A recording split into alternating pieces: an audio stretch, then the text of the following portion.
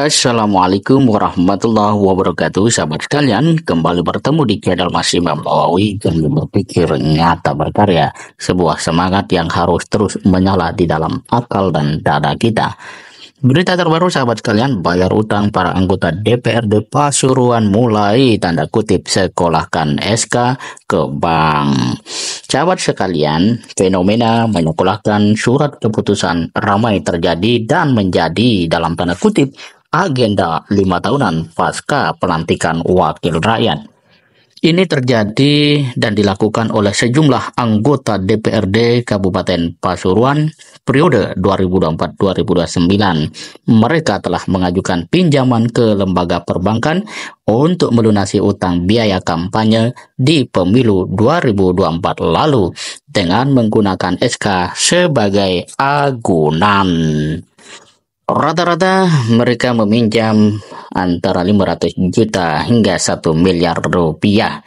Abdul Karim selaku Ketua Sementara DPRD Kabupaten Pasuruan pada 3 September 2024 menerangkan bahwa benar mas sudah banyak yang mengajukan saatnya sekolahkan SK dan itu wajar karena kemarin kampanye sudah mengeluarkan biaya yang tidak sedikit, tuturnya.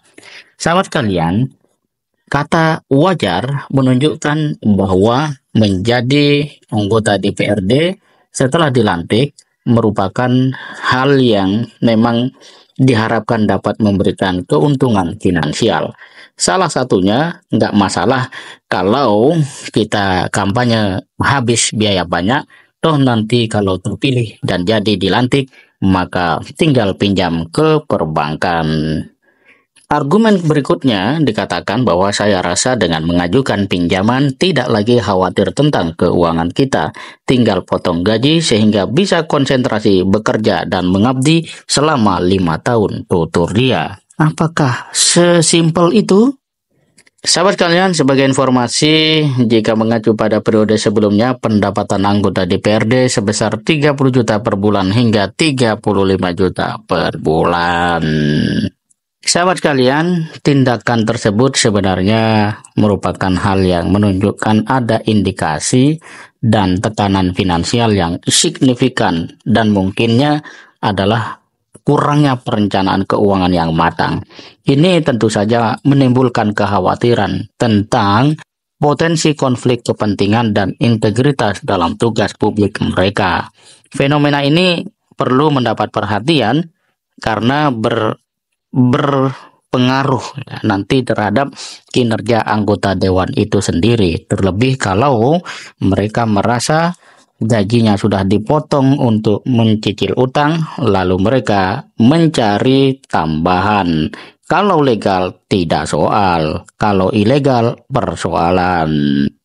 Jadi kalau kita lihat secara keseluruhan, ndak rakyat, ndak pejabat, memang semuanya ya tidak bisa lepas dari hutang. Ini berarti secara makro ekonomi Indonesia betul-betul harus diperbaiki.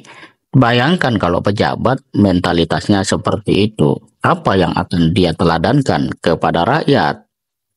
Lebih jauh kalau kita kembali pada kinerja mereka, apakah mereka mampu nantinya bekerja merancang undang-undang daerah, mengawasi eksekutif, dan menyuarakan aspirasi masyarakat dengan tegas, berani, dan jelas? Kalau ada kepentingan-kepentingan finansial, tentu ini bukan perkara yang mudah, lebih-lebih kalau kemudian ada arahan-arahan yang sifatnya dari struktural lebih atas, lebih tinggi, dan mereka tidak punya pilihan kecuali harus mematuhi meskipun itu mungkin bertentangan dengan nurani bahkan regulasi.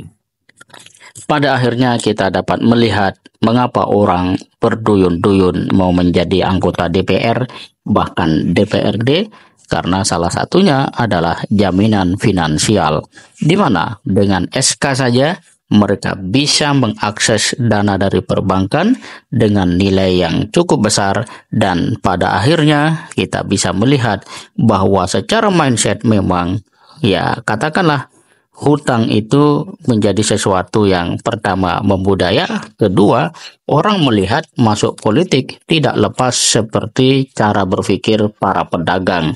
Artinya keluar modal dulu, nanti kalau untung baru cari keuntungan yang sebesar-besarnya.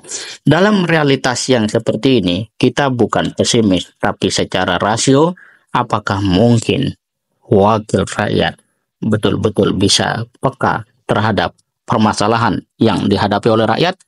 Inilah fakta, semoga bermanfaat. Assalamualaikum warahmatullahi wabarakatuh.